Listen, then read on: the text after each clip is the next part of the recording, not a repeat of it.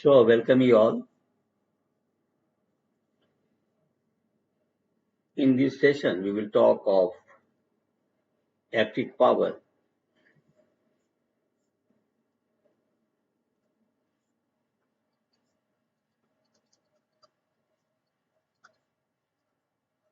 Electrical power, resistance,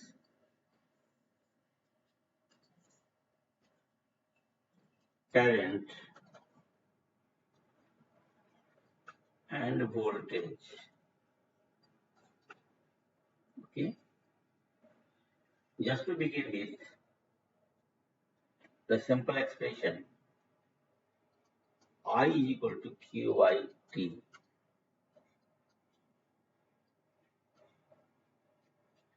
I, electrical current, विद्युत धारा, Q, electrical charge,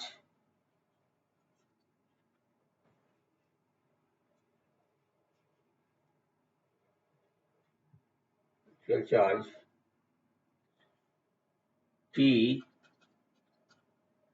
time for the passage of charge. इसलिए I को हम कहेंगे rate of flow of electrical charge. Rate of flow of electrical charge. विद्युत आवेश के जो बहाव का दर होता है उसे हम कहेंगे इलेक्ट्रिकल करंट। और यदि हम Q की बात करें, इलेक्ट्रिकल चार्ज है ये, इसे हम कहते हैं कि something fundamental in science or basic entity of all substances.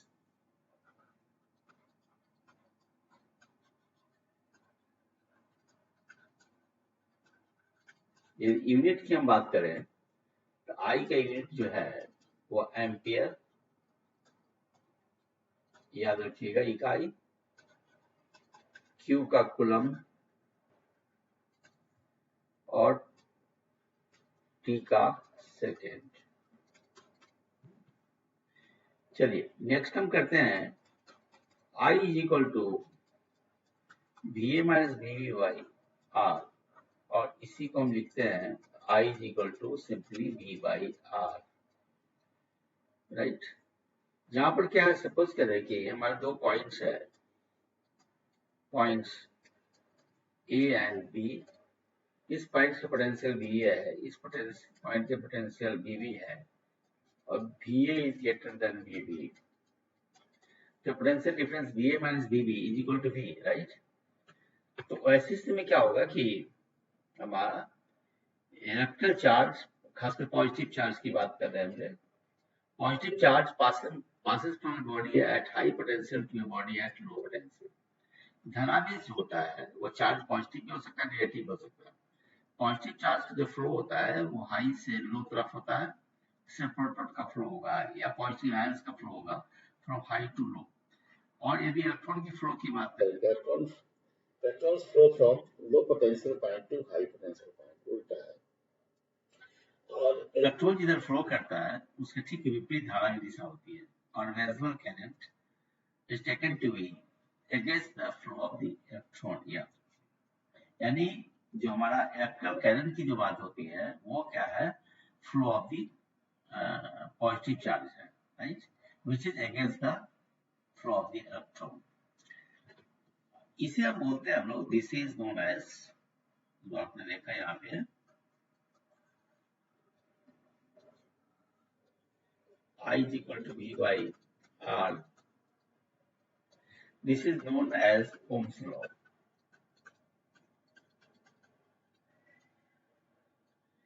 इसे हम ओम का नियम कहते हैं।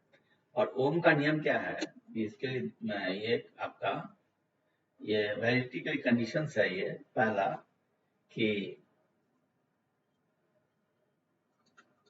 holds good for number 1 constant temperature, स्थिर ताप पे लागू है, और दूसरा फॉर मेटल्स और फ्यू अदर सब्सटेंसेस।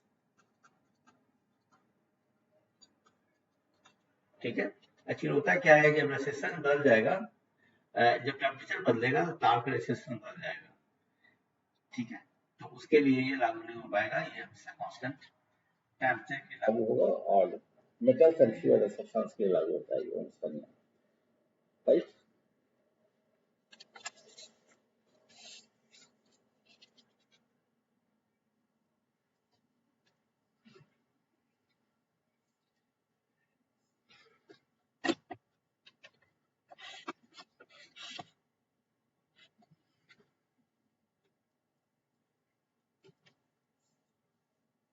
देखिए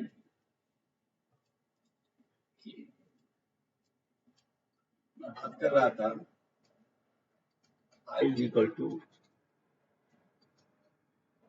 V by R, जो कि ओम्स लॉ है। ठीक है, I का क्या यूनिट हो जाएगा इसमें, एम्पियर, D का क्या हो जाएगा, वोल्ट, R का क्या हो जाएगा, ओम। ऐसे भी क्वेश्चन पूछते हैं, डायरेक्ट याद रखिएगा, राइट। अब अगर हम बात करते हैं पावर की, ये एक्चुअल करंट की बात हो गई, विद्युत धारा जिसे बोलते हैं।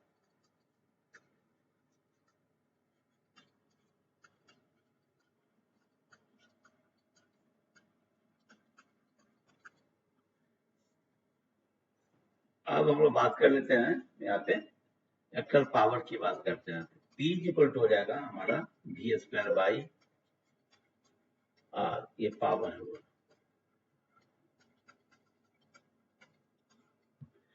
और V इक्वल टू हो जाएगा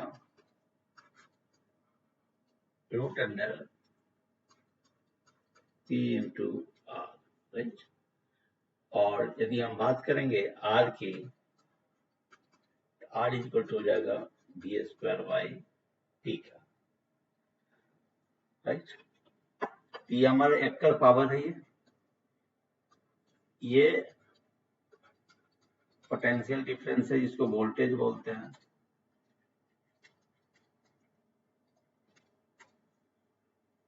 और ये हमारा इलेक्ट्रिकल रेजिस्टेंस है।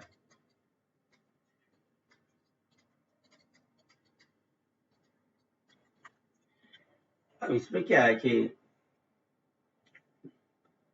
P जो है जिसको पावर बोलते हैं, P पावर,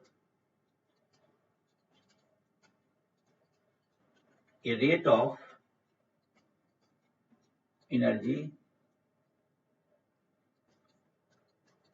कंजम्पशन, यानी क्या है, विद्युतीय ऊर्जा की बात हुई थी। विद्युतीय ऊर्जा में विद्युतीय ऊर्जा के खपत होने का जो दर होगा उसी को कहते हैं, वो पावर कहते हैं, राइट।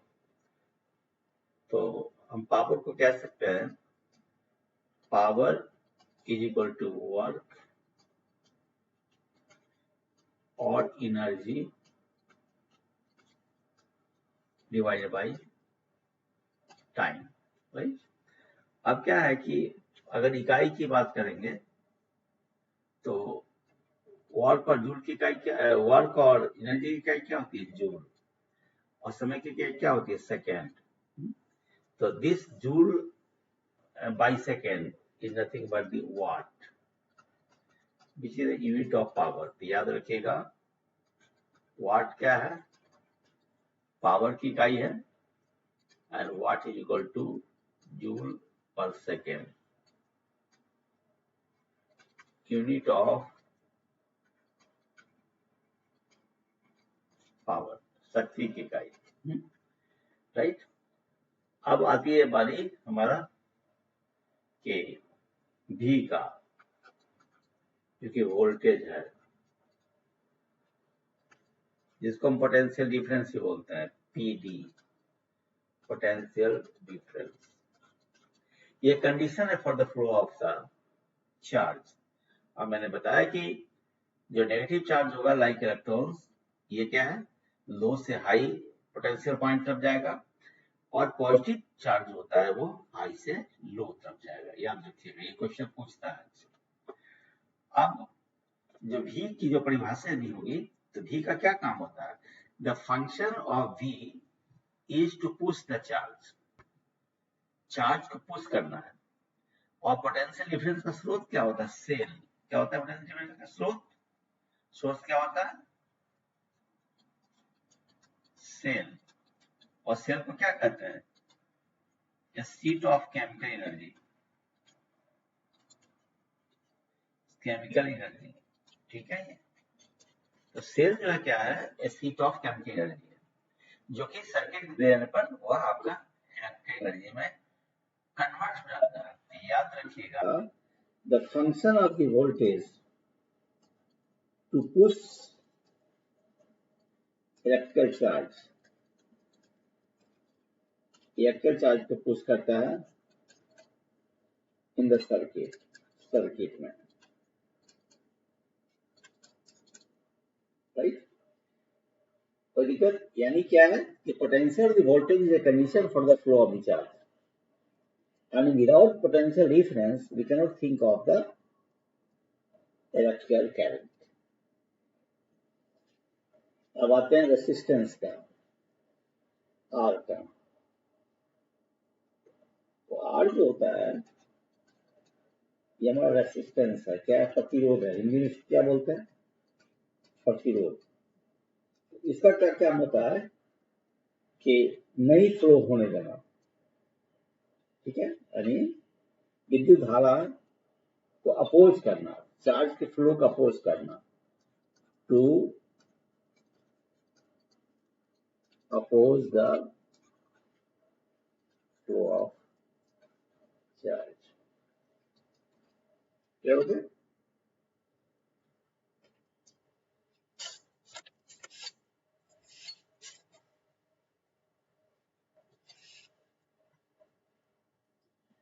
अब ये हमारा है कि तब हमने देखा अभी तक वो आपका एम्पियर देखा, यूनिट ऑफ करंट, कूलम देखा, यूनिट ऑफ चार्ज, वोल्टेज का हमारा वोल्ट, फिर हमने देखा ओम, ओम जो है ये रेजिस्टेंस की इकाई है। और फिर हमने देखा कि हमारा पी को देखा, पावर को देखा, जूल बाई सेकेंड, जूल पर सेकेंड, ये हमारा वाट हुआ। और पावर को हम डिफाइन ऐसे भी करते हैं, V इंटू आई से, voltage into current, also the power, right? अब हम इलेक्ट्रिक करंट का इफेक्ट देखते हैं। Now come to see the effect of electric current.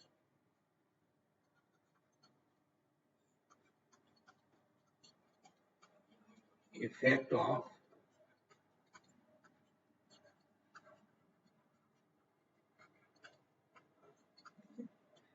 Electric current की इफेक्ट की यदि बात करेंगे तो पहला इफेक्ट मान लिया जाए कि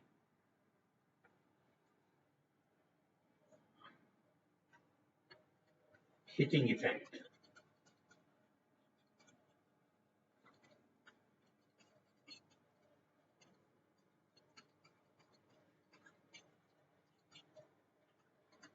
विद्युत धारा का उष्मीय प्रभाव। जैसे मान लिया जाए कि हमारे पास कोई वायर है,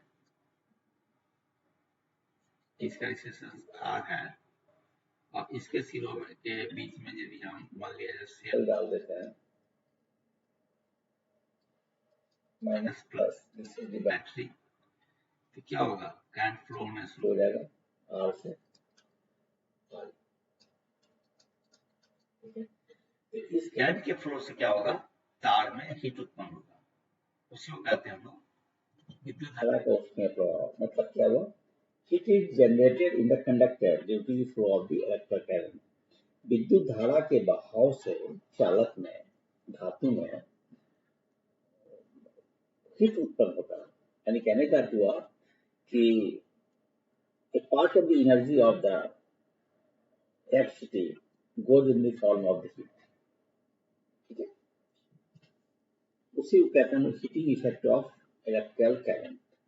मतलब यहाँ पर क्या हुआ, सच पूछिए तो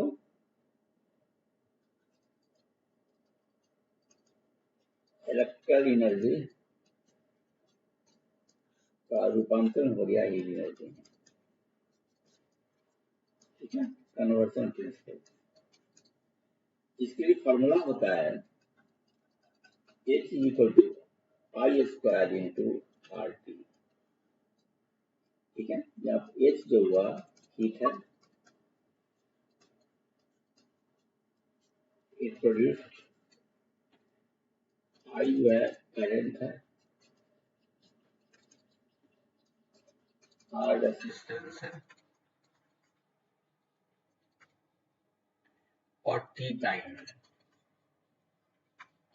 धारा बहने का। इससे क्या हो जाएगा, H वेरीज एट आई स्क्वायर, यदि आर टी को नियत कर दिया जाए, H वेरीज एट आर यदि आई और टी को नियत कर दिया जाए, H वेरीज एट टी यदि आई और आर को नियत कर दिया जाए, तीनों में कोई भी एक को नियत कर दिया जाए। ठीक है, यानी कहने का अर्थ हुआ कि amount of heat produced in a conducting wire is directly proportional to a square of the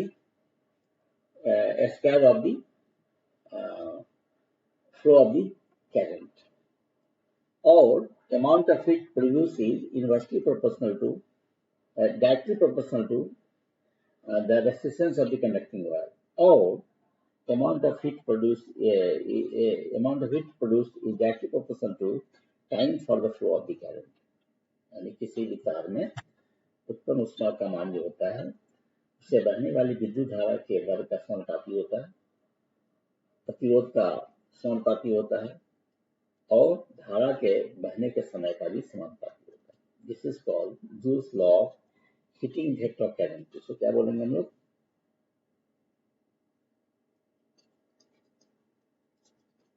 joules law of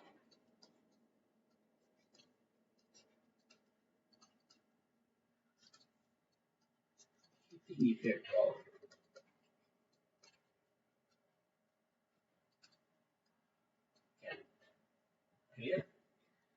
अब इसका क्या एग्जांपल्स क्या है, इसका एप्लीकेशंस क्या, यूजेस क्या है, हीटिंग इफेक्ट ऑफ करंट का यूजेस। जैसे आप देखते हैं इलेक्ट्रिक आयरन में होता है ना, गीजर में, टोस्टर में, फिर क्या है हमारा जो इलेक्ट्रिक फ्यूज जो होता है, सेफ्टी डिवाइस, इसमें भी हमारा हीटिंग इफेक्ट ऑफ करंट का पालन होता है। क्लियर हो गया। या फिर हमारा इमर्शन रॉड हुआ या हीटर हुआ, वो भी हमारा क्या है, it is based on the heating effect of electrical current.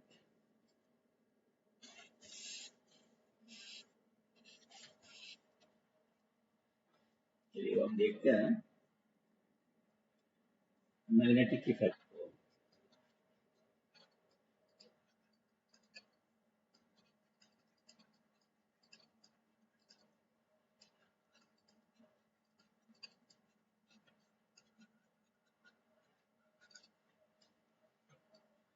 कहने का अर्थ हुआ कि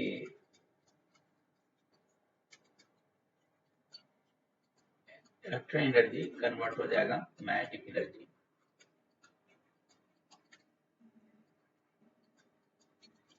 ठीक है, इसके लिए हम क्या कर सकते हैं कि जैसे याद रखिएगा हमेशा, कोई भी जो चार्ज है जो फ्लो होता है तो मैग्नेटिक फील्ड पैदा करता है।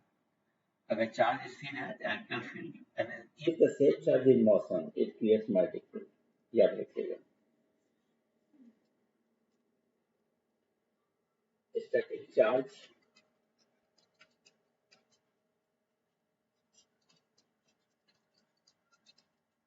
इलेक्ट्रिक फील्ड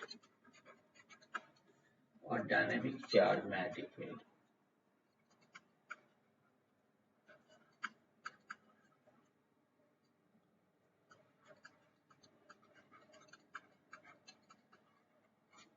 तो आप सोच सकते हैं कि कोई भी एटम में मान लिया सोडियम का ही एक परमाणु लेते हैं हम लोग, तो सोडियम का एक जो परमाणु है उसमें उसका चार्ज नंबर 11 होता है। तो क्या होगा, वो डिफरेंट ऑर्बिट्स में जो सोडियम एटम के इलेक्ट्रॉन संग चक्कर लगाएंगे, और every charge in motion is a magnetic field. Every charge in motion is a magnet. हर एक जो चार्ज जो गति में रहता है वो एक मैग्नेट है। मतलब क्या हुआ, in sodium in one atom there are 11 magnets.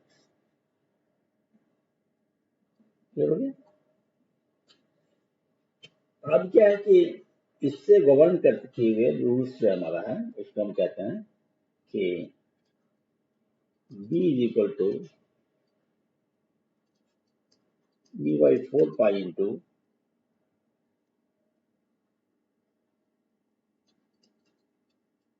I delta L sine theta divided by R।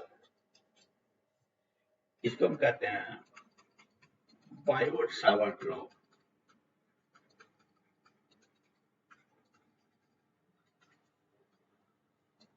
Simple है ये। मान लिया जाए कि हमारे पास ये है, इसे धारा बह रही है पाई, ठीक है, यानी करंट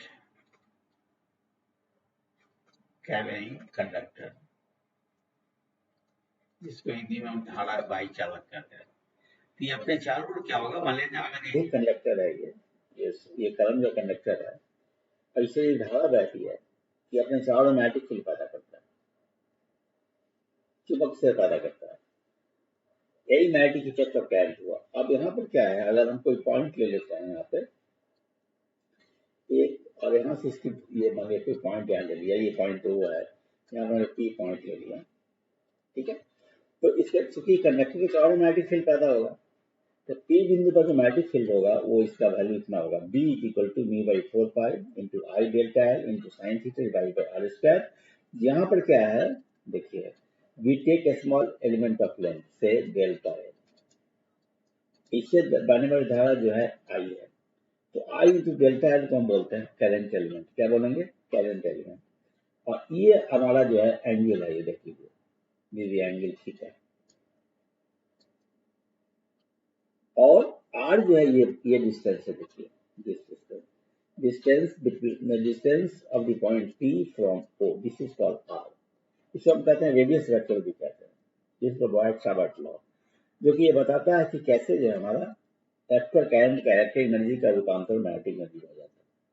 क्लियर हो गया। इसका जो यूसेस है, हमारा इस्तेमाल जो है कहाँ कहाँ है, यूज है इसका मैग्नेटिक करंट के इलेक्ट्रोमैग्नेट्स है।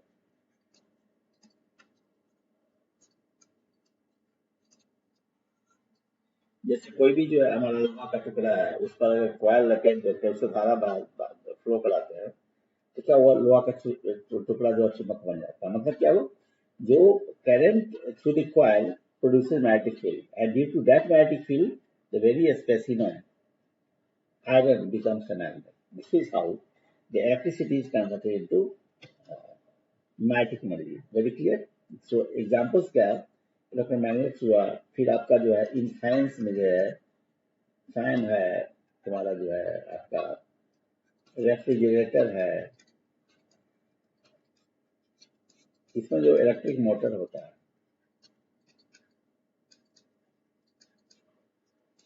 वो इसी सिद्धांत पर बना होता है, ठीक है, इसी सिद्धांत पर काम करता है, magnetic effect of electric current. चलिए अब आते हैं हम लोग केमिकल इफेक्ट।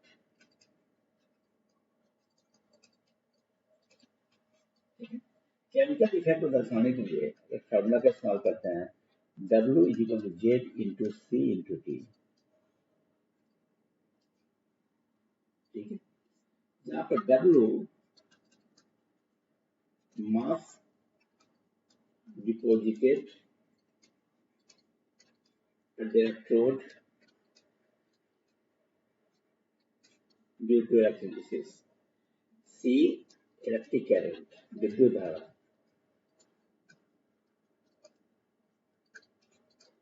और T time for the flow of the current. This is called Faraday's law of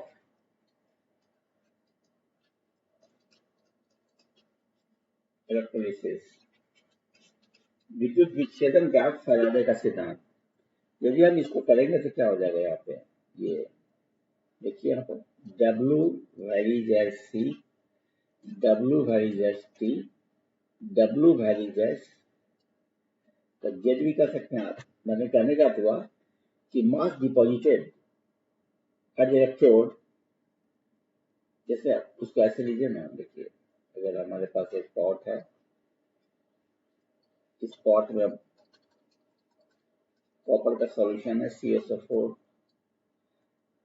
ठीक है, और इसमें मान लीजिए हम 2 इलेक्ट्रोड डाल देते हैं, राइट, अमीटर जोड़ देते हैं, और मान लिया सपोज कि इलेक्ट्रोड जो डाल रहे हैं, एक हमने कॉपर का डाल दिया, दूसरा हमने जिंक का डाल दिया, ठीक है। तो अब क्या होगा, ये जो जब हम इससे इलेक्ट्रिसिटी फ्लो कराएंगे तो क्या होगा, CuSO4 टूट जाएगा, किसमें, Cu++ में, SO4-। इसके अंदर में क्या हो जाएगा, दोनों हो जाएगा, Cu++ SO4-। तो Cu+, ठीक है ना, आपका Cu++ जाएगा कॉपर प्लस, जाके वहां जमा हो जाएगा। तो ये फैराडे का सिद्धांत है ये, कि कितना कॉपर जमा होगा इस बात पर निर्भर करेगा कि C का वैल्यू कितना है। The more amount of current that passes through the electrolyte for the electrolysis, the more mass is deposited. The more time for which the current passes through, more mass is deposited. And Z is a constant called chemical equivalent. Z chemical equivalent. तो जितने भी अलग अलग electrolytes होंगे उनके Z का मान अलग अलग। तो ये जो हमारा देखा हमने, ये chemical effect of electric current, और chemical effect of electric current का जो यूज है वो देख लीजिए।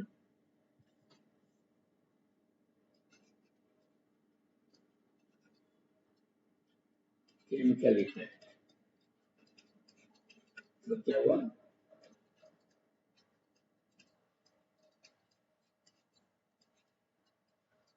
Electricity in chemical energy. इसके एग्जाम्पल्स हैं हमारे, या यूजेस जो है, जैसे हमारा इलेक्ट्रोप्लेटिंग हुआ, एक मेटल पर दूसरे मेटल कोटिंग कर देते हैं, तो इलेक्ट्रोप्लेटिंग में भी मैंने इसका जो हमारा केमिकल इफेक्ट ऑफ इलेक्ट्रोकैन का इस्तेमाल होता है। तो यहाँ आपने देखा कि इलेक्ट्रिकल चार्ज हुआ, इलेक्ट्रिकल करंट हुआ, ओम हुआ, रेसिस्टेंस हुआ, वोल्टेज हुआ, पावर हुआ, एनर्जी हुआ, how the different effects are there of the electrical current and their uses in our day-to-day life. That's all for this lecture. Thanks for giving me a patience. All the best.